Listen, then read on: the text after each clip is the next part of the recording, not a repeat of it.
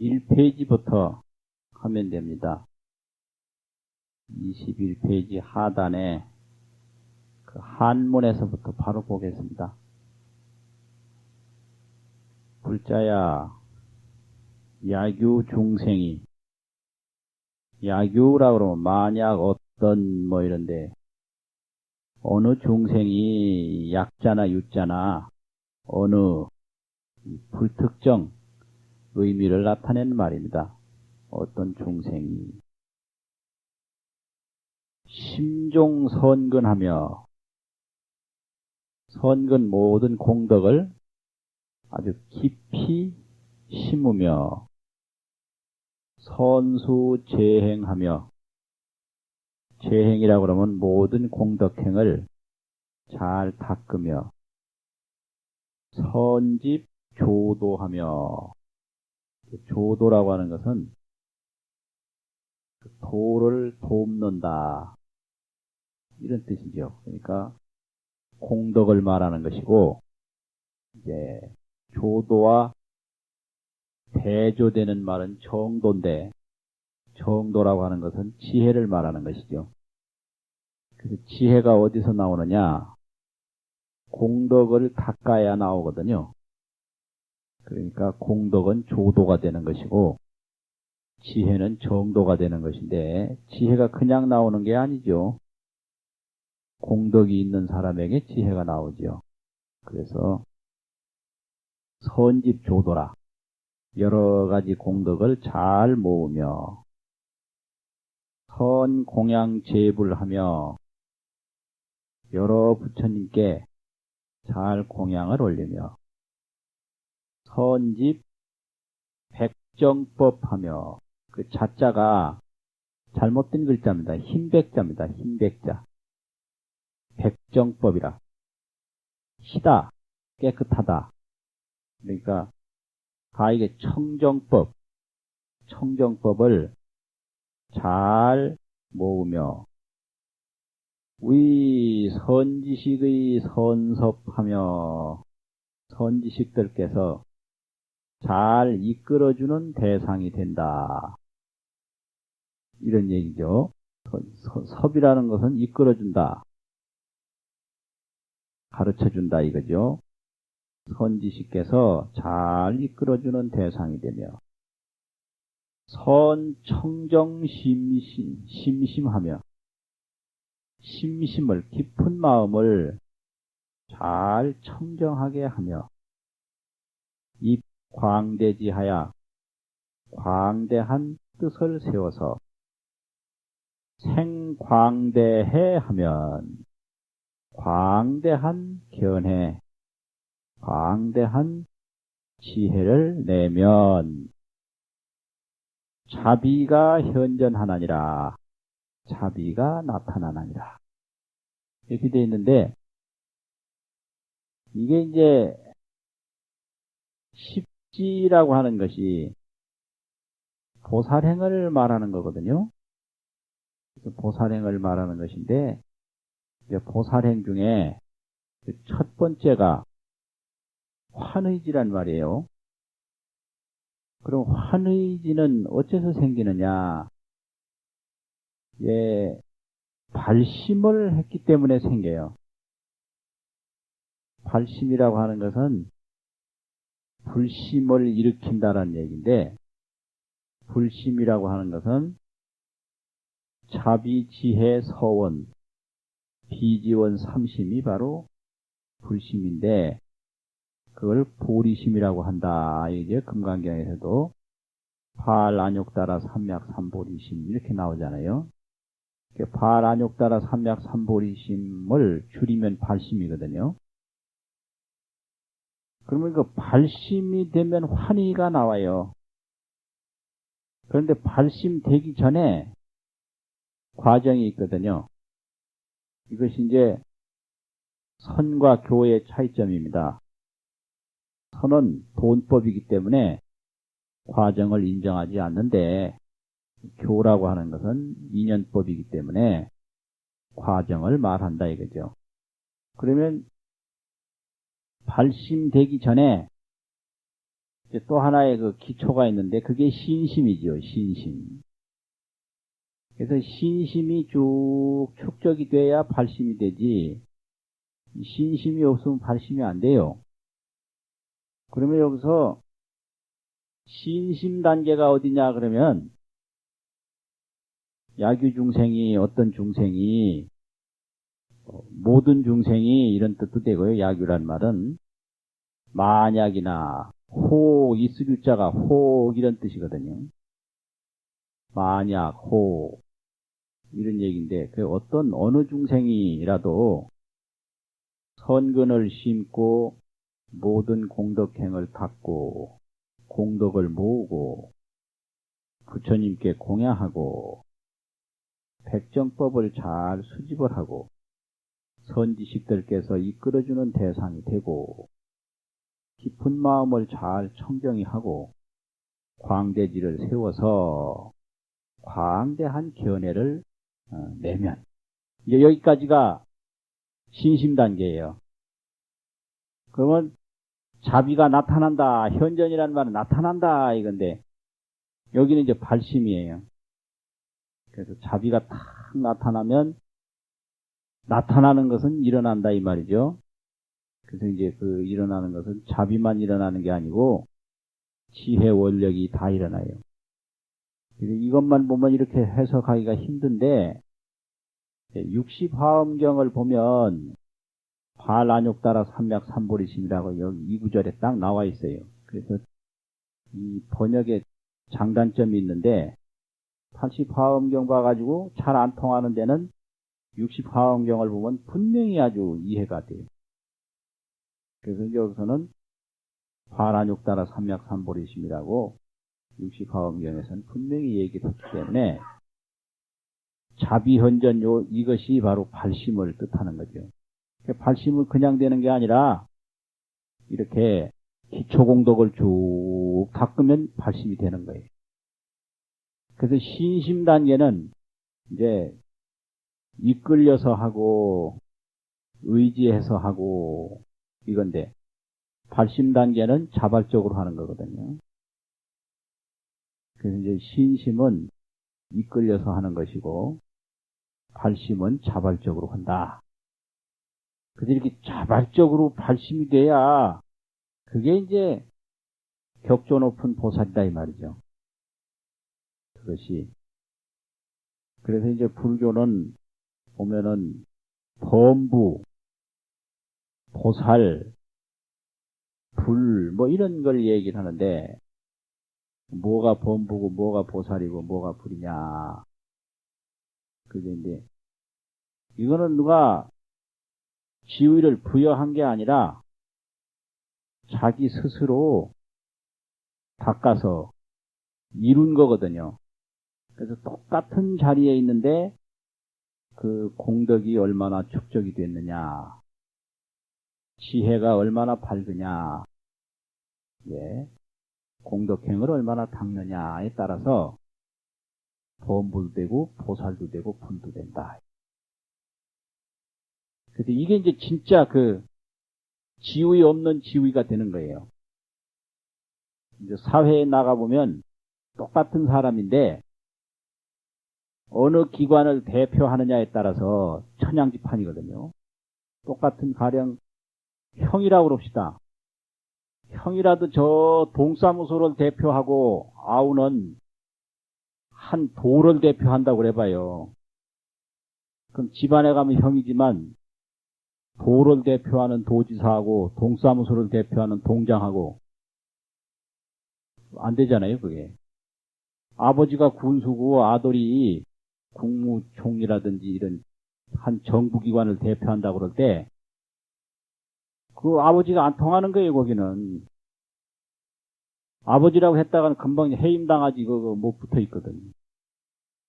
그거 안 통하는 게 이 공무조직이라고는 엄격한 거거든요. 근데 이건 이제 왜 그러냐면은, 뭐, 어느 기관을 대표하느냐, 이 대표권. 이거는 홀로 뭘 이루어서 얻은 범부다, 보살이다, 불이다. 이런 그 공덕으로 정득했고 수행으로 정득한 그런 지혜의 지위라든지 공덕의 지위라든지 자비의 지위가 아니라 사회에서 맡겨준 지위다 이거죠. 그래서 사회에서 맡겨준 지위라고 하는 건 무상한 거예요.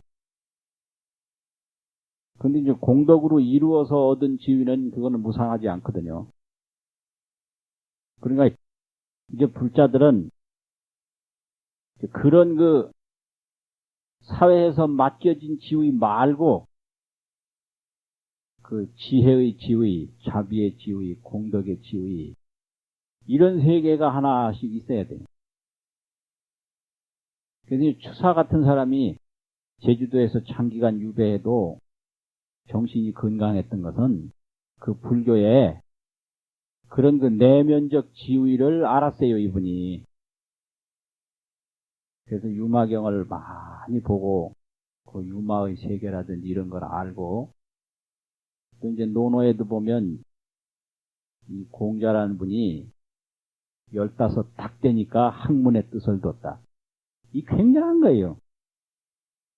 학문의 뜻을 뒀다라고 하면 이 정신세계가 보통이 아니에요. 학문이라고 하는 것은 그것은 이 노소도 없고 이게 뭐 귀천이 없거든요. 학문의 세계가 그렇게 냉정하고 엄격한 거예요. 모르는 건 아무리 귀한 사람이라도 모르는 건 모르고 전한 사람이라도 아는 건 아는 거예요. 거기에는 흥정이 안 통하는 게 이 학문이라는 거예요. 오로지 아느냐 모르느냐 옳으냐 그르냐 이게 학문이거든요. 그래서 이 학문의 뜻을 뒀다. 이것은 세속적인 부귀영화가 아니고 그 진실과 정의를 사랑하게 됐다. 30이 되니까 입지가 딱 섰다라는 거예요. 이런 거라든지 40이 되니까 흔들림이 없다. 불혹. 이렇게 뭐 70이 되니까 뭐 어떻더라. 이거는 뭐 장관이 됐다, 무슨 뭐 어디 대통령이 됐다 이런 지위가 아니라 또 하나의 정신적 세계를 이야기하는 거거든요. 근데 이제 불교에서는 뭐 범부다, 보살이다, 불이다, 또 아라한 중에도 무슨 뭐 아나함이다, 사다함이다, 아라한이다 이런 걸 이제 얘기한단 말이죠. 그러니까 그 보이지 않는 지위고 지위가 없는 지위가 있다라는 거예요. 지위 없는 지위.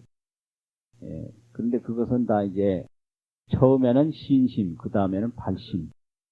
그런데 이렇게 공덕을 쭉 닦으면 거기서부터 이제 발심이 되는데 발심이라고 하는 것을 자비로 말한다면 자비가 나타나는 거다 이거죠. 자비가 현전하는 거다. 그 앞전자는 별 뜻이 없어요. 그냥 나타난다 이 말이에요. 그 뒤로 나타나느냐 앞으로 나타나느냐 그게 아니라 그냥 나타나는 거예요. 자비가 딱 나타난다. 그게 바로 불심이 이제 용수성 치는 거죠. 불심이. 그렇다 보면 이제 거기서 여러 가지를 이제 이루게 되는데 그 불심이 용수성 치는 목적은 뭐냐? 자비의 목적이라는 게 뭐냐? 그게 이제 연고고자를 쭉 얘기를 하는 거죠. 자비가 용수성 치는 목적은 다른 데 있는 게 아니다. 이런 것을 위해서 그렇게 자비심이 일어나는 거다. 이런 얘기입니다. 우이구 불지고며 부처님의 지혜를 구하기 위한 까닭이며, 그런데 부처님의 지혜를 구하기 위해서이며, 자비심이 일어나는 것은 다른 목적을 위해서 일어나는 게 아니라 부처님의 지혜를 구하기 위해서이고, 또 위득 심력고며 부처님의 심력을 얻기 위해서이며, 위득 대무해고며 큰 무해 두려움 없음을 얻기 위한 까닭이며, 위득 불평등법고며 부처님의 평등법을 얻기 위한 것이며, 위구 일체 세간고며 일체 세간을 구제하기 위해서이며 위정 대자비고며 대자비를 청정케 하기 위해서이며 대자비를 그대로 구현하면 그게 청정케 하는 거거든요. 위득 여기 어떤 때는 시방이라고 했고 요거 어느 경우에는 심력이라고 그랬는데 심력이라고 한 경우가 많아요. 그래서 요게 심력하는 게 위득 심력의 심력과 심력은 열의 심력이거든요. 그 방자가 심력자로 된 데가 많다 이 말이죠. 그래서 경도 이렇게 글자가 다른 경우가 있습니다. 경도. 그래서 이제 대장경을 하나 만들려면 많은 대장경을 보고 대조를 하거든요. 그래서 이것은 일본의 그 대정 때, 그 소화, 이때 시작하고 대정 때 이게 만드는 건데, 대정 때 시작해서 소화 때까지 간 게 이게 이제 신수대장경인데, 이때 이제 이걸 만들 때, 그 저본과 교본이 있는데, 교본은 교감해서 대조하는 것이고요. 저본은 밑바탕으로 삼는 게 저본인데, 이 저본이 우리나라 고려대장경이에요. 저본이, 신수대장경 저본이 고려대장경이고, 이제 교감본이 여러 가지 본호를 가지고 했거든요. 그래서 신수대장경에 보면 제일 밑에 그 교정표가 쭉 붙어 있어요. 그런데 고려대장경하고 다른 대장경하고 글자가 차이점이 있는 겁니다. 그래서 그거는 거기다 동그라미를 딱 쳐놓고 어느 대장경에는 무슨 글자로 돼 있더라 이런 표시를 남겨놓습니다. 그래서 이 경을 하는데 글자가 다르다고 바꿔 쓰는 게 아니에요. 고자는 그대로 놔두고 표시만 해주는 거예요. 그 모르는 사람은 요 글자가 틀렸다 싶으면 확 바꿔버려요. 그건 아무 의미가 없는 거예요. 그건 오히려 죄를 저지르는 거고, 다른 데는 요 글자로 돼 있더라 밑에다 표시해주면 나중에 독자가 판단할 일이거든요. 지가 마음대로 바꾸는 게 절대로 아니에요. 이게 이제 공부하는 법칙입니다. 그래서 요것도 방자로 돼 있는데 다른 여러 대장경에 보면은 힘력자로 돼 있더라. 그래서 문맥상 심력이라고 그러는 게 낫겠다 이거죠. 심력은 열의 심력이다 이거예요. 그래서 심력과 무여지, 남음이 없는 지혜, 역시 부처님의 지혜죠. 그래서 무여지를 얻기 위함이며 위정 일체 불찰하야 일체 부처님의 세계를 청정히 해서 무장애고며 장애가 없게 하기 위함이며 위 일념의 일찰나에 지 일체 삼세고며 일체 삼세를 알기 위함이며 여기서 염이라고 그러면 한 생각도 되지만 일찰나 일념 즉시 무량겁이라고 하지 않습니까? 그러면 일찰나의 무량겁을 안다 이 말이거든요. 이게 이제 지혜의 세계입니다. 지혜라고 하는 것은 삼세에 관통하거든요. 그러니까 일찰나에 일체 삼세를 알 수 있는 게 지혜죠. 그러니까 이제 불교는 수명을 연장해서 많은 의미를 알고자 하는 게 아니고 지혜를 깨달아서 많은 세계를 아는 게 불교거든요. 또 위전 대법륜에 대법륜을 굴림해 무소액원이라 두려운 바가 없게 하기 위함이니라. 이렇게 하기 위해서 발심을 한다. 이거죠. 불자야 보살이 기여시심의 이와 같은 마음을 일으킬 적에 여기는 이제 여시심을 일으킨다 이렇게 딱 했거든요. 발심이라는 건 기심이거든요. 마음을 일으키는 거지. 발자는 기자와 같다. 그래서 발기라고 그러죠. 발기. 그래서 발기라고 할 때 발자나 기자나 같은 의미거든요. 그래서 이러한 마음을 일으킬 적에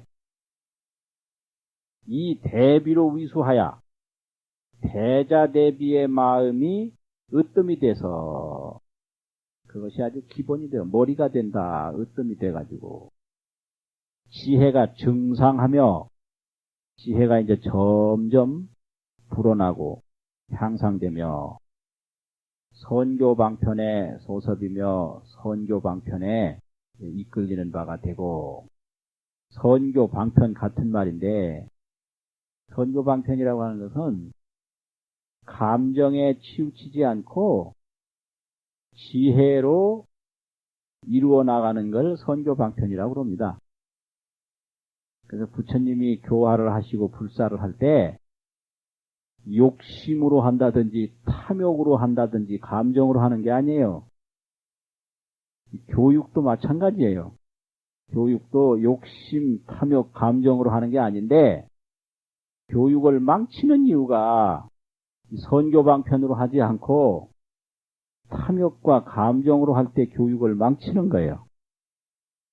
그래서 요즘에 이제 그 40대 된 아버지들이 모여서 하는 얘기 들어보면 재미있는 게 많아요. 옛날에는 연장자라고 그래가지고 노인이 값이 굉장히 많이 나갔는데 요즘 노인 값이 없어요. 값 안 나가요. 그 누가 값이 나가냐면 애들이 값이 엄청나게 비싸요. 근데 중국은 우리나라보다 더 하대요. 중국은 우리나라보다도 더 아이들 값이 엄청나게 나간다는 거라. 그래가지고 그전 생각하고는 전혀 틀려요. 그래서 50이 다 된 어떤 교수인데 그 딸이 이제 대학교 들어갔대요. 그런데 자기가 학교 다닐 때 돈을 타려면 두 번, 세 번 요청을 하고 설명을 하고 사정을 해야 탔는데, 그래가 조금 더 타려면 없는 안 사는 책도 책 산다고 거짓말도 하고 그냥 그 용건을 다 제시해서 애걸복걸해 가서 탔단 말이에요. 근데 자기 딸은 돈 탈 때 어떠냐? 아빠 돈 줘. 어디다 쓸 건데? 그만둬. 나가버린대요. 물으면 그만두라고 하는데 째째하고 신경질 난다고. 그래가지고 그 다음 아이고 내가 고연히 물었다. 그 다음 돈 줘. 얼마? 딱 줘야 된대요. 물으면 그만두라고 그러는데. 그래가지고 뭐 몇 마디만 하면 왜 이렇게 말이 기냐고 그러고. 그래서 그 밑에 동생이 있는데 또 그런데요. 뭐라냐면 아빠는 말이 왜 이렇게 길어 그러네. 그럼 동생이 언니 보고 언니야 모르는 소리 마. 할머니는 더 길어 이런데. 그러니까 이 도저히 뭐 그 아버지 값이 없고 할머니 할아버지 값 없어요. 그 모든 초점을 아이에다가 맞추는 거예요. 아이 돈 달라면 제값 줘야지. 물으면 그만두라고 말이지. 기분 나쁘다 이거지. 그러니까 그게 참 묘하더라고요. 아주 묘해. 그 참 묘하다. 그 왜 그러냐면 그 꼬치꼬치 설명 안 해도 얼마든지 돈 탈 길이 있거든요. 뭐 아버지가 안 주면 엄마한테 하면 뭐 제값 줄 거고, 그 돈 안 주는 사람인데 집안에서도 왕따가 되지. 그러잖아요. 그 아이들한테 왕따 안 당하려면 줘야지. 예? 잘못하면 그냥 뭐 왕따가 되거든요. 뭐 이런 거라든지 그게 아주 보통 일이 아니에요. 그래서 이 선교방편, 이 선교방편이 이게 참 중요한데, 이게 선교방편이란 전부 지혜의 행위거든요. 그러면은 그 아이들이 그렇게 잘못되는 게 원인은 전부 부모가 만들어 놓은 거거든요. 그래서 며칠 전에 신문에 났는데 20, 30대 청년 백수가 105만 명이라고 신문에 났어요. 청년 백수가 뭐냐면은 그러니까 청년 캥거루족이라고 그래가지고 청년 캥거루족이 맨날 부모 도움만 받고 사는 거예요. 취직할 생각을 안 하고 맨날 부모한테 손 벌리고 부모 힘으로만 살아요. 20, 30 이런 사람들. 그래서 20, 30대 청년 건달, 청년 백수다. 100만 명이 넘는다는 거예요. 근데 그 왜 그러냐면 어릴 때부터 항상 주어 버릇해서 요새 안 줄 수도 없다는 겁니다. 안 줄 수도. 안 주면 이상하게 보고 사람으로 안 보니까요. 30년 주다가 하루아침에 안 줘봐요. 그거 이상할 거 아니에요? 그러니까 지금 어쩔 수도 없다는 거예요. 지금 어쩔 수도. 그게 이제 바로 문제는 그 선교 방편으로 아이를 키운 게 아니라 잘못 키운 거지, 어릴 때부터. 함께 고생하고 함께 성취하고 이런 기회를 전혀 안 준 거지. 그래서 저 학교에서 복지기관에 이런데 봉사활동 보내니까 부모가 막 전화해서 그렇게 귀한 자식을 왜 봉사활동 시키냐고. 이런 게 이제 완전히 망치는 거예요. 그래서 저 상락원 같은데 중학생들 이런 사람들이 봉사하러 오더라고요. 그런 애들을 잘 봉사를 시켜서 몸에 그 봉사하는 인연을 짓게 해주면요. 사람 되는 거예요. 그래서 뭐 왔느냐고 잘 왔다고 많이 잘하고 잘 배워가지고 가라고 네, 그러거든요. 아이고 이렇게 귀한 학생이 어찌 봉사할 거 이게 그냥 완전히 아이들의 그 자비의 싹을 그냥 끊어놓는 거죠. 왜 그러냐 이 귀하다 내 자식이다라는 이런 감정만 있지 전혀 세상을 모르는 거죠. 그렇다 이거. 그래서 선교 방편에 소섭이라고 그러는 건 이끌리는 바가 된다. 또 최상심심의 소지이며 가장 높고 깊은 마음으로서 간직되는 바가 되며 열애력이 무량하여 열애의 힘이 한량이 없어서 선 관찰 분별하며 그 잘 관찰하고 분별하며 용맹력지와 영무해지가 용맹력의 힘과 그 힘의 걸림없는 지혜가 현전하며 수순자연지하며 자연지를 따르며 능수 일체 불법하야 일체 불법을 능히 잘 받아서 이 지혜로 교화하나니 이렇게 이제 환의지에서 발심한 보살이 되면 이렇게 된다 이 말이죠. 지혜로서 교화를 하나니 그 환의지에서 발심한 보살의 지혜와 자비가 광대하기가 여 법계하며 넓고 크기가 법계와 같으며 구경이 이 구자도 마침종자와 같은 뜻이고요. 다할 궁자나 같은 뜻이에요. 그래서 구경 그러면은 이제 높다라는 뜻도 되지만 그 끝이 끝 구자 그래서 사전에 찾아보면은 구는 종야라 보통 연구한다 이러잖아요. 연구한다는 의미도 있지만 끝이라는 의미가 있다 이 말이에요. 그래서 끝구 끝경 이런 뜻이에요. 그래서 필경과 마찬가지예요. 구경이. 그래서 그 마침이 그러면 그 마침이 뭐냐 끝이 허공과 같다. 허공에 끝이 없는 거지요. 그러니까 지혜의 끝이 없고 자비의 끝이 없다. 이게 마음인 거지요. 마음이라는 것은. 그래서 그 끝이 허공과 같아서 진 미래자 하나니라 미래자가 다 하나니라. 이 환의지 지혜만 돼도 이 정도다 이거죠. 환의지 지혜가. 그래서 환의지 지혜가 되면은 그 죽음이 없다라는 걸 벌써 알게 돼요. 그래서 두려움이 없는 거예요. 그게 이제 바로 불교로 말하면 불생불멸 공성을 봤다. 공성. 그게 지혜거든요. 며칠 전에 학회를 하는데 어떤 사람이 그런 얘기를 해요. 세상에는 이해, 득실, 시비가 있는데 이해와 득실과 시비가 있는데 이해, 득실, 시비를 전문적으로 하는 사람이 누구냐? 이해에 밝은 사람은 정치인이고 이익이 될 거냐 해가 될 거냐. 득실에 밝은 사람은 경제인이래요. 또 시비에 밝은 사람은 누구겠어요? 예? 학자래요. 학자. 학문이라는 건 맞냐 옳으냐 그러냐 이것 따지는 게 학문이에요. 뭐 가르치는 선생들이라는 게 맨날 옳다 그러다. 그래서 학생들이 싫어해요. 옳으면 어떻고 그러면 어떠냐. 내한테 무슨 도움이 되느냐? 이게 애들은 득실을 논하는데 선생은 시비를 논한다고. 안 맞는 거예요. 그래, 아이, 치 아프라고 안 배우겠다고. 그래서 신지식인과 구지식인의 차이가 이제 확 드러나는데요. 구지식인이라는 게 이제 전통적인 지식인인데, 구지식인이라는 사람들은 원리를 이해하고 원리를 설명하는 게 구지식이거든요. 원리. 이게 어떻게 됩니까?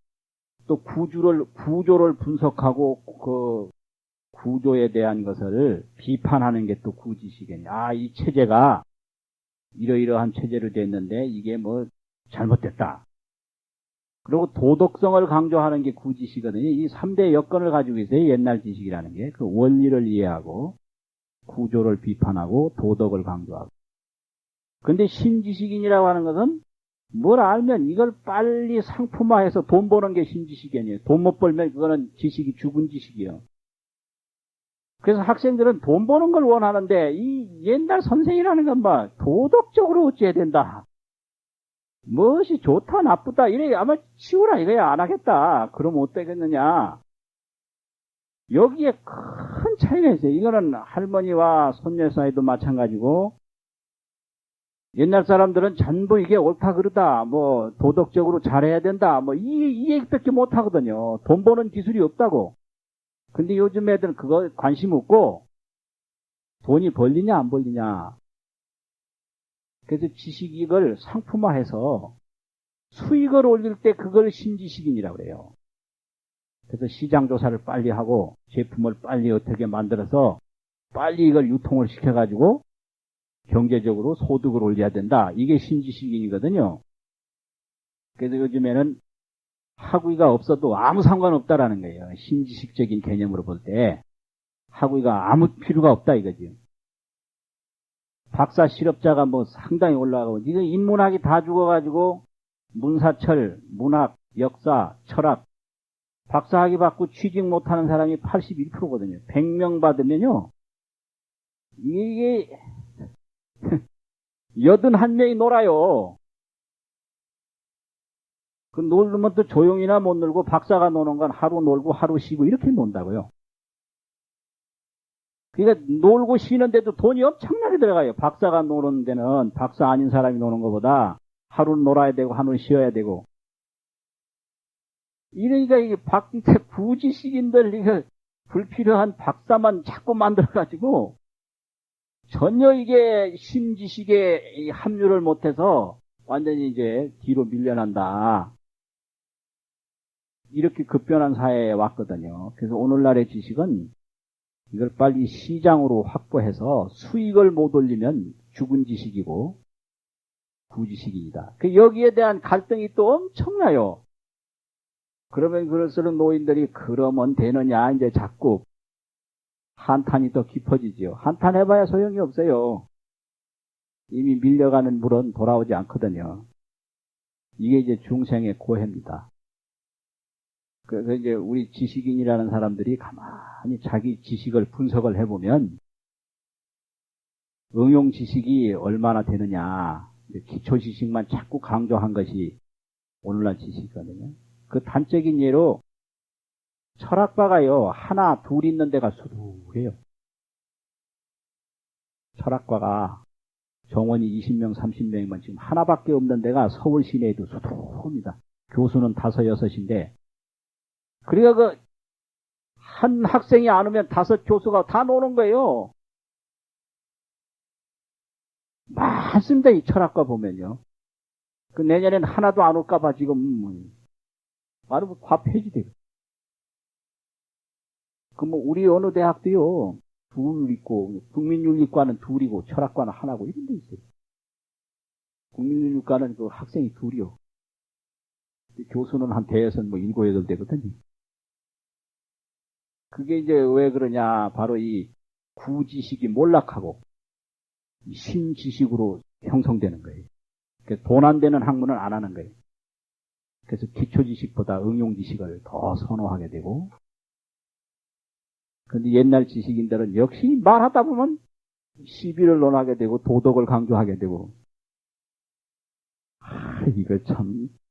그래서 인문학 하는 사람은 이 인문학을 어떻게 해야 되겠느냐. 그런데 이제 하나 재미있는 건요. 대학에는 철학이 텅텅 비는데 교양 철학으로 TV에 나와서 뭐 논어 강조한다고 그러면 막 오거든요. 그러니까 이 지식이 완전히 지식 수요가 없는 게 아니라 뭔가 제공을 잘못하고 있다. 논어도 왜 문사철 그게 인문학 아니에요. 근데 오늘 막 그냥 TV에서 그 시청률이 그렇게 높다 이 말이죠. 그거 봐라. 그러니까 이게 뭔가 지금 제공을 잘못하고 있다.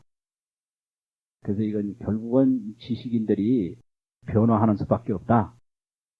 그런 자성을 또 하더라고요. 그렇잖아요. 또 재미있잖아요. 어디까지 하다 여기 한 거예요, 이게.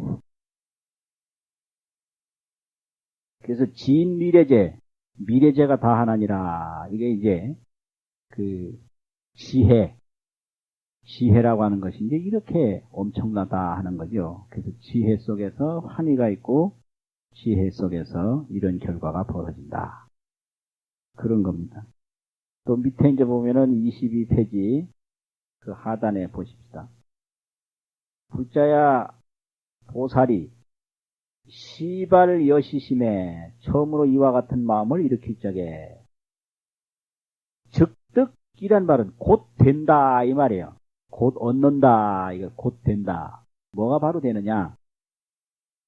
초범부지하야. 범부지를 벗어나서 범부지를 초월해서. 그러니까 뭐 어디 걸음을 걸어서 초월한 게 아니라 정신이 바뀌는 거죠.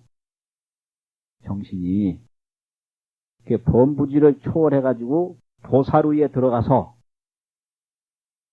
생열애가 하나니라 열애의 가정에 태어나느니라. 가만히 앉아서 열애의 집안에 태어나는 거예요. 이게 이제 발심이고 이게 환이거든요.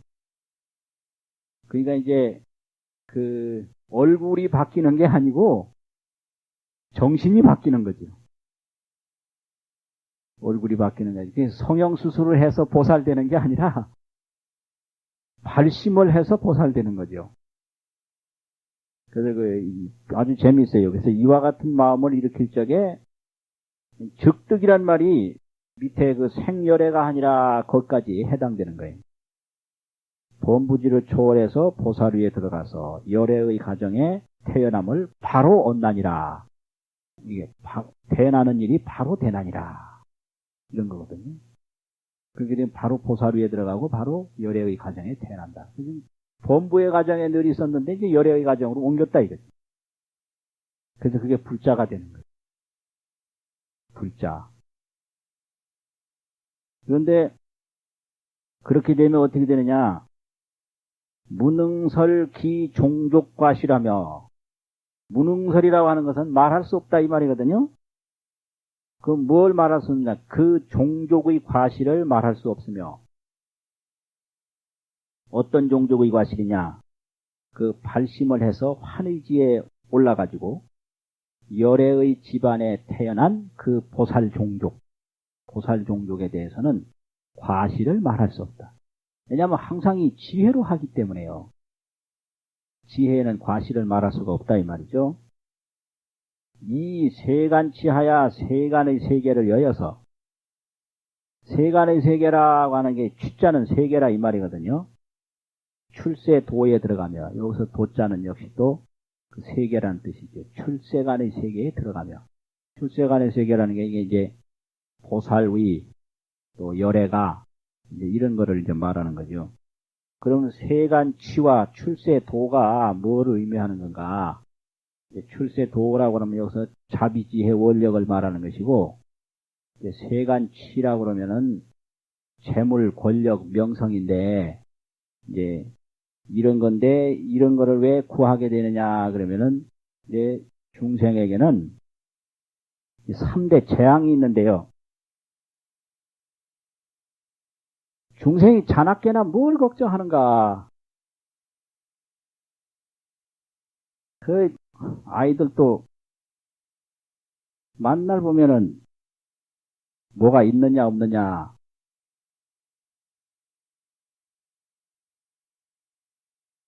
이 이게 뭐죠? 아, 이게 무슨 자예요, 이게요? 예? 빈자죠? 빈궁. 또,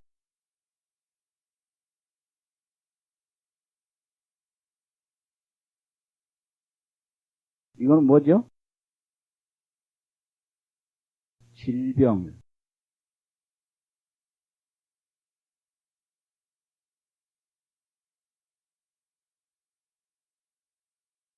이거는요, 공포. 이게 중생의 3대 재앙이에요. 이 빈궁이라고 하는 것은 물질에 해당되는 거거든요. 그래서 먹고 입고 쉬고 하려면 물질이 있어야 되거든요. 근데 이게 없음을 빈궁이라고 그러거든요. 그래서 물질적으로 빈궁할까봐, 물질적으로 가난해질까봐, 가난하고 궁색하면 이 큰 문제. 이게 아버지가 전부 요새 뭐 고개 숙인 아버지가 됐다는데 이게 왜 그러냐. 물질의 힘이 아버지에서 빠져. 일은 열심히 하는데 월급이 전부 통장으로 들어가 버리니까 힘이 없어요. 이게 월급 없는 아버지 이거 힘 없다고. 그러니까 이 빈궁해지면 안 돼요. 또 몸에 병이 생겨버리면 안 되지 않습니까? 질병. 그래서 물질적으로 빈궁하지 않아야 되고 신체적으로 질병이 없어야 되죠. 정신적으로 공포, 불안, 근심, 이게 큰 문제거든요. 이게 공포, 불안, 근심은 뭐냐? 다른 게 여러 가지가 있지만 죽음과 직결되어 있어요. 이 공포라는 것은. 죽을까봐 불안하고 근심스럽고. 그래서 이 죽음이라는 게 심각한 거예요. 그 노인들 뭐 빨리 죽고 싶다고 그러는데 아니에요. 역시 오래 살아야 돼요. 그래서 죽을 생각을 하지 마시고, 예? 예. 쓸모 있는 노인이 되도록 그걸 생각을 해야 돼요. 쓸모없이 오래 살 생각하지 마시고. 그래서 요즘엔 노인이라고 그러면 안 돼요. 노인 대신에 무슨 말 하는지 아세요? 요즘 노인이라고 그러면 그거 9세대, 그거 옛날 명칭이거든요. 뭐라고 그러지? 노인 대신? 예, 맞아요. 어르신이에요, 어르신. 예. 노인잔치 이러면 안 돼요. 그거는 옛날 구닥다리 용어고, 어르신 큰 잔치 이렇게 해야 돼요. 그래서 지금 복지 용어로 전부 다 어르신이라고 그럽니다.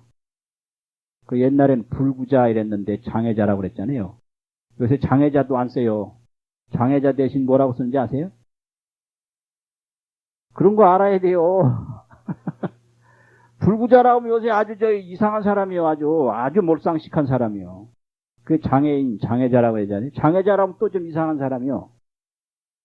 자자 대신에 버두자를 써서 장애우라고 그래야 돼요. 장애우. 장애를 가진 벗이다 이거지요. 예.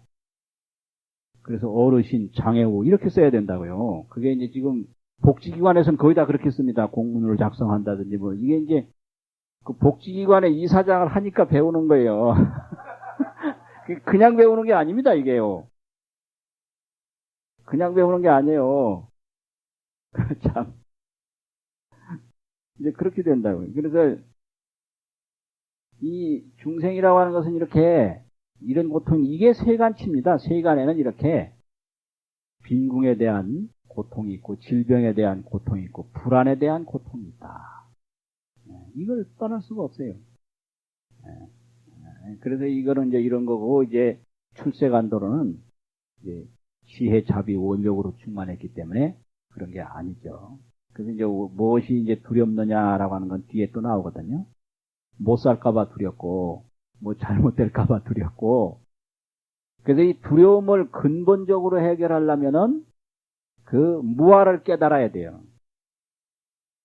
무아를 깨닫기 전에는 항상 두려운 거예요. 무아를 깨닫기 전에는. 그래서 이제 불생불멸, 상락아정, 상주불멸, 그걸 깨달아야 이게 공포에서부터 완전히 벗어나지, 그 불생불멸을 깨닫지 못하면요, 언제나 그 죽음에 대한 두려움은 남는 거예요. 기분이 좋다가도 그게 되살아나요. 그래서 그 기분 좋은 날 뭐 이렇게 자축을 하지만 그게 몇 시간이나 가겠는가. 두려움은 또 되살아난다. 그렇게 되거든요. 그래서 이 지혜라는 게 이제 그런 거죠. 그래서 세간치를 여의어서 출세간도에 들어가며 그 보살법하야 보살법을 얻어서 주 보살처하며 보살의 처소에 머물며 이 삼세 평등하야 과거 현재 미래가 평등한 데 들어가서 열의 종 중에서 열의 종족 중에서 막내 이런 것처럼 그래서 결정적으로 무상보리를 앞으로 얻을 걸 안하니라 얻나니라 이것이 이제 그 환의지 보살에 해당된 정신세계다 이거지. 보살이 주 여시법하면 이와 같은 법에 떡 머물면 명이 주 보살 환의지라 하나니라. 이름이 바로 보살 환의지에 머문다라고 말하나니라. 환의지에 머물려면 이제 이 정도 정신세계다 이거죠.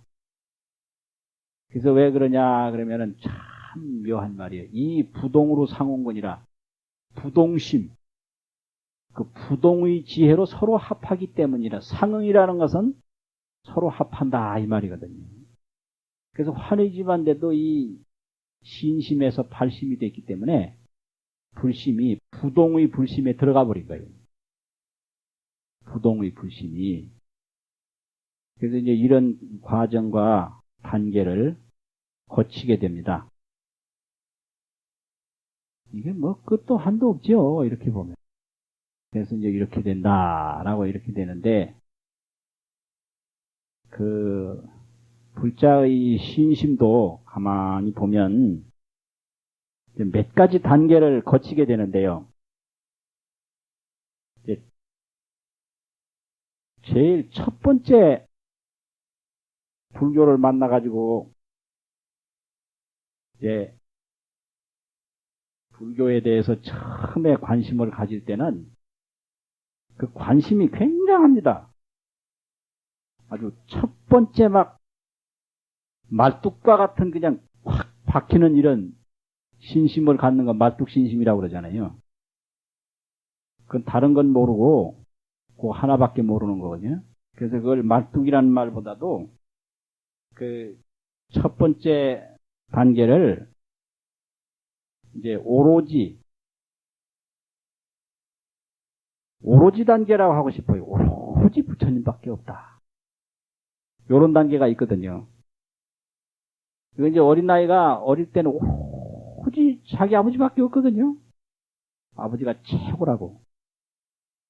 근데 이 아이가 조금 자라다 보면 아니거든. 그래서 이 불교 신심의 단계도 그런 때가 있어요. 처음에는 오로지 부처님만 알다가 그 다음에 이제 이게 신심이 약간 좀 주저앉는 때가 있어요. 이 단계를 잘 넘겨야 되는데 이 단계는 이야기 들어보면 그런 것 같은데 또 다른 이야기 들어보면 안 그런 것 같아. 그래서 이 단계가 그런가 단계가 있는데요. 오로지 단계에서 그런가 단계로 넘어가는 거예요. 그런가? 네. 안 그런가?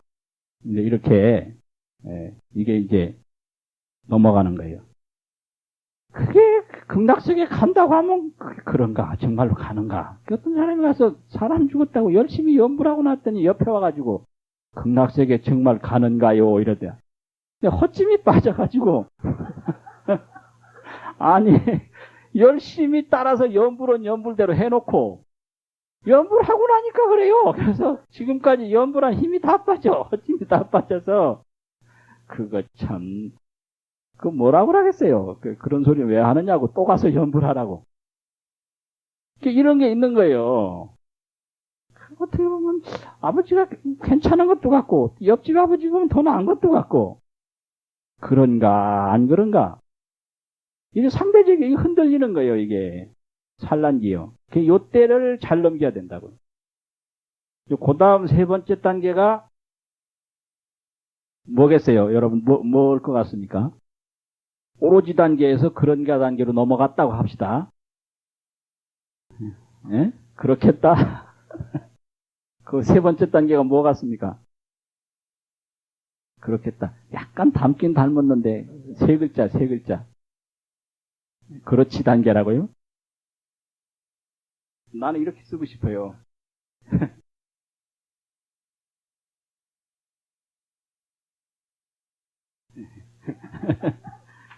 그래도 단계예요. 그래도 부처님은 계신다.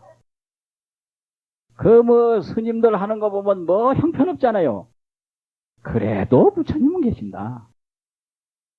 또 불자라고 하는 사람들이 전부 이상한 짓 많이 하고 그냥 믿었던 사람이 희한한 짓 하고 부처님이 어딨나 이런 생각. 그래도 부처님은 계신다. 그 우리 아버지가 대단한 걸로 알았는데 내 집은 이상하거든. 조금 지나가서 이제 나이가 한 30, 40쯤 되면 그래도 우리 아버지다. 이 단계고 그래서 이게 20대, 이제 10대, 20대, 20대가 이게 그런가 단계예요. 그래도라는 건 한 40대쯤 가야 그래도 단계가 온다. 근데 한 5, 60대가 되면 어떻게 되냐? 역시 또 자기 조상으로 돌아오거든요. 네 번째는 뭐겠습니까? 뭐 같습니까? 신심을. 그래도 신심해서 이제 완전히 성숙해가지고 완전히 자리가 딱 잡힌 그런 신심은 뭐라고 할까요? 역시 세 글자인데요. 옳다 단계? 예? 역시나? 언제나. 나는 이걸 언제나 단계라고 싶습니다. 이제 신심이 완전히 뿌리잡히면은 무슨 소리를 들어도 흔들림이 없고, 어디를 가도 흔들림이 없고, 뭘 봐도 흔들림이 언제나 부처님 마음속에서 사는 거예요. 여기까지 가야 이게 옳은 불자가 되는 거예요. 여기까지 가야. 그래서 오로지 단계에서 그런가 단계가 이때가 가장 위험한데, 이 단계에서 이제 그래도까지 이제 갈 때까지 이제 상당히 힘들어요. 그래도 단계에서 언제나 자나 깨나 잘 때도 부처님, 올 때도 부처님, 싸우는 것을 봐도 부처님, 화목한 것을 봐도 부처님, 사업이 흥해도 부처님, 사업이 그냥 왕창 망해도 부처님. 이 언제나 단계까지 가는 게 이게 부동이거든요. 부동. 이 부동으로 상응이라고 움직임이 없는 것으로 서로 합한다. 이제 이것이 이제 그 단계거든요. 그래서 이 단계까지 가야 발심을 하게 되고 그래야 이제 거기서 환의심이 나온다. 이제 이런 거거든요. 그래서 이 환이라고 하는 것은 이렇게 신심에서 불심이 일어날 때 느껴지는 기쁨이다. 이런 건데 그 기쁨이라고 하는 것은 부동과 흔들림이 없는 그런 불심과 서로 합해지는 현상이다라고 이야기하는 거지요. 역시 화엄경은 뭐 성질 급한 사람은 가다가 지치니까 뭐 쉬엄쉬엄 천천히 갑시다. 오늘은 여기까지 하고 나머지는 또 다음에 하고 그래야 합시다. 마치겠습니다.